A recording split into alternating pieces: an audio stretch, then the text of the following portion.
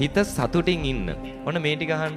මෙන්න මේ ටික පුළුවන් නම් අහලා ජීවිතයට එකතු කරගන්න. අදින් පස්සේ දුක් වෙන්න තැන් අඩු වෙනවා ජීවිතේ. හොඳද? සතුටින්ම ඉන්න පුළුවන්, නිදහසේම ඉන්න පුළුවන්.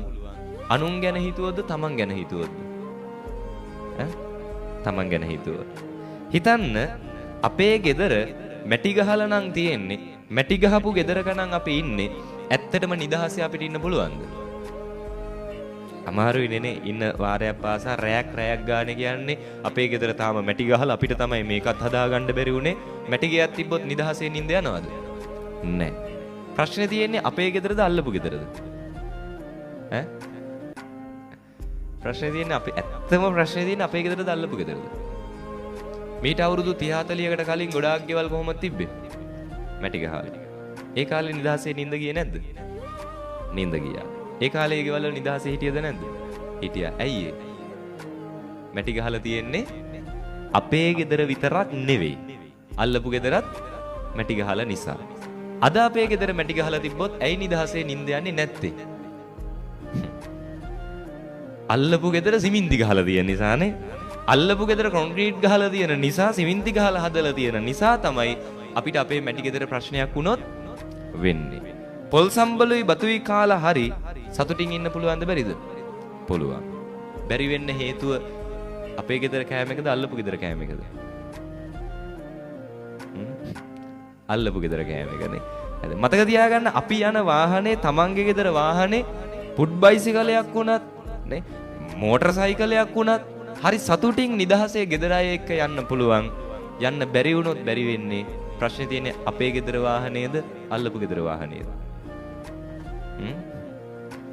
අල්ලපු ගෙදර වාහනේ. මතක තියාගන්න සතුටින් ඉන්නවා නම් Tamanට තියෙන ටික මේ ඇතිද නැද්ද? ඇති. මන්දක මේ ළඟදී වීල් එක ගහලා තියෙනවා පිටිපස්සේ මෙන්න මෙහෙම. මේ මට මම වෙන්න මේ හොඳටම ඇති. මට ඌ වෙන්න තව ටිකක් මදි. හරිද? ඒක ඇත්තද නැද්ද? ඇත්ත. මේ ටික අපිට Tamanට Taman වෙන්න මොනවද මදි? මේ තියෙන ටික ඇතිනේ. මේ ටික ඇති Tamanට Taman වෙන්න. ප්‍රශ්නේ තියෙන්නේ කොතනද? අර උන් වෙන්න ටිකක් මදිනේ. ඒ ටික හොයන්න ගිහිල්ලා තමයි අපි මේක අසරණ වෙන්නේ. ඒ ටික හොයන්න ගිහිල්ලා තමයි අපි දුක් විඳින්නේ. හැම දෙයකම එහෙමනේ. ගෙදර වුණත් වේවා, කන කෑමක වුණත් වේවා, අඳින ඇඳුම වුණත් වේවා, Tamanගේ පෙනුම වුණත් වේවා, හැම දෙයකම ඇයි අපි විඳවන්නේ? Taman නිසා නෙවෙයි, අනුන් නිසා. අද ඉඳන් සතුටින් ඉන්න පුළුවන් මේක තේරුම් ගත්තොත් නේ. මං කියන්නේ මේක තේරුම් අරගෙන හෙට ඉඳන් මැටි ගෙදර හොඳයි කියලා ජීවිත කාලේ මැටි ගෙදර ඉන්න නෙවෙයි හොඳද? හරිද? මේවා මේ තේරුම් අරගන්නවා කියන්නේ හොඳ එහෙනම් හෙට ඉඳන් මැටි ගෙදරකට ගිහිල්ලා පොල් සම්බුලුයි බතුයි කාලා ඉන්නවා. ඒක නෙවෙයි තේරුම් ගන්නවා කියන්නේ. හරිද? Tamanට පුළුවන් විදියට Tamanගේ උපරිමෙන් ටික ටික දියුණු වෙන්න. හැබැයි විඳවන්න එපානේ. මැටි ගෙදර වුණත් විඳවන්න එපා. පුළුවන් විදියට හිමීට දියුණු වෙන්න. පැහැදිලිද? ඒ නිසා Taman කරගන්න ටික ගැන හිතලා Taman සතුට වෙන්න. එහෙම වුණොත් අපේ මිනිස්සු මං හිතන්නේ මෙච්චර දුක් විඳින එකක් නැහැ. මෙච්චර ඉක්මනට වයසට යන එකක් නැහැ. මෙච්චර ඉක්මනට ලෙඩ රෝග හැදෙන එකක් නැහැ. හරි සතුටින් නිදහසේ ඉඳී. අනුන්ගේ වැරදිම පස්සේ හම්බවගෙන යන්නේ හේකුත් නැහැ. හරි ලස්සන කවියක් ගැන කියලා දෙන්න තමයි අද බලාපොරොත්තු වෙන්නේ. ඉතින් පුළුවන් නම් මේ කවිය මතක තියාගන්න. ලියලා ගිහිල්ලා ගෙදර බිත්තියේ ලියලා ගහලා තියාගත්තත් පාඩු නැති හරි ලස්සන කවියක්. මොකද්ද කවිය? බල්ලා බලු කමට කෑවට මගේ කකුල මම කනවාද බල්ලාගේ බලු කකුල.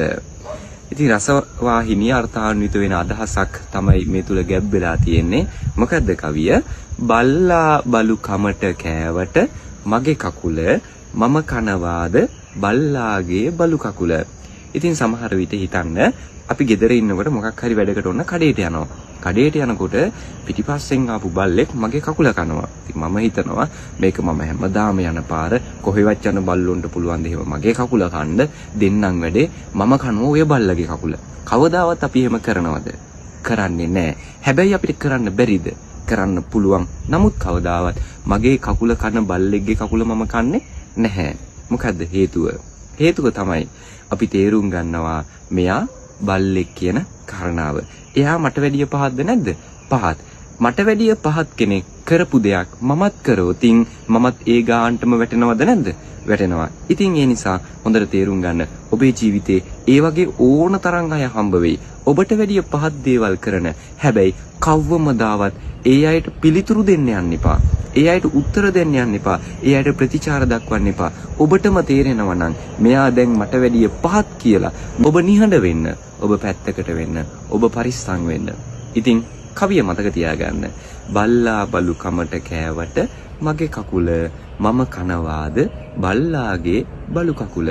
ඔබට වැඩිය පහත් මිනිස්සු ඉදිරියේ ඔවුන් කරන පහත් ක්‍රියාවට ප්‍රතිචාර දක්වන්න ගිහිල්ලා ඔබත් ඒ ගානට වැටෙන්න එපා. ඔබට බනින මිනිස්සයට ගහන්න නෙවෙයි, බයින මිනිස්සයට බයින නෙවෙයි. ඔබ ඉවසන්න, ඔබ මෛත්‍රී සහගත වෙන්න හැමෝටම කරන්නත් බෑ. ඉතින් එවැනි දුර්ලභ මිනිස්සෙක් වෙන්න